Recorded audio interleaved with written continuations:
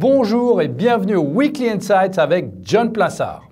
Vous n'êtes pas sans savoir que l'inflation est une thématique qui devient de plus en plus récurrente ces dernières semaines et suscite de nombreuses craintes.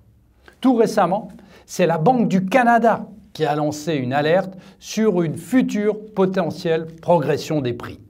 Selon la théorie, une trop forte inflation risque de réduire les investissements productifs et donc le potentiel de croissance. Cela pénalise aussi les ménages si leurs salaires ne sont pas indexés sur la hausse des prix, mais d'un autre côté favorise les emprunteurs car le niveau réel de leur dette diminue. Quoi qu'il en soit, quels sont les arguments du consensus en faveur d'une inflation en 2021? Tout d'abord, une augmentation des chaînes d'approvisionnement locales. Ensuite, une politique énergétique verte qui fera pression sur les prix de matières premières et qui cherchera à augmenter les taxes et une baisse des subventions sur le prix des combustibles fossiles. Ensuite, un affaiblissement du dollar en raison des déficits budgétaires et commerciaux persistants. Enfin, une décrue du taux d'épargne des ménages.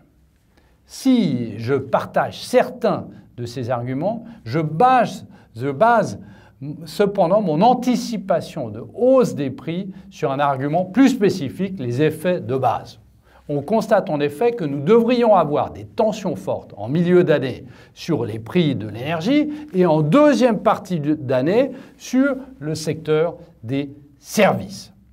Se pose alors la question de savoir comment se comportent les actifs en cas de hausse de l'inflation, quelle que soit sa souche. Et la réponse va en étonner plus d'un. Tout d'abord, on retrouve le cuivre, qui a la corrélation la plus forte avec l'inflation sur les 50 dernières années, 37,5%. Ensuite, le pétrole, suivi de la thématique value et de la thématique de la croissance. Intéressant de constater que l'or, que l'on disait être un parfait hedge contre l'inflation, se situe en bas de tableau avec une corrélation de seulement 4,7%. Les mauvais élèves sont la volatilité, les services de communication et le crédit. On fait donc le constat que la rotation sectorielle à laquelle nous assistons depuis près d'un mois devrait se poursuivre, mais pas spécialement en défaveur des valeurs de croissance. C'est plutôt ce que j'appelle un rééquilibrage.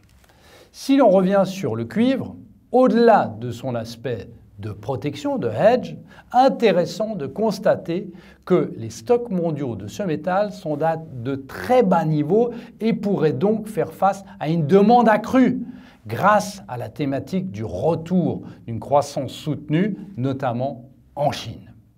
Merci beaucoup, passez une très bonne semaine et surtout n'hésitez pas à lire mon morning.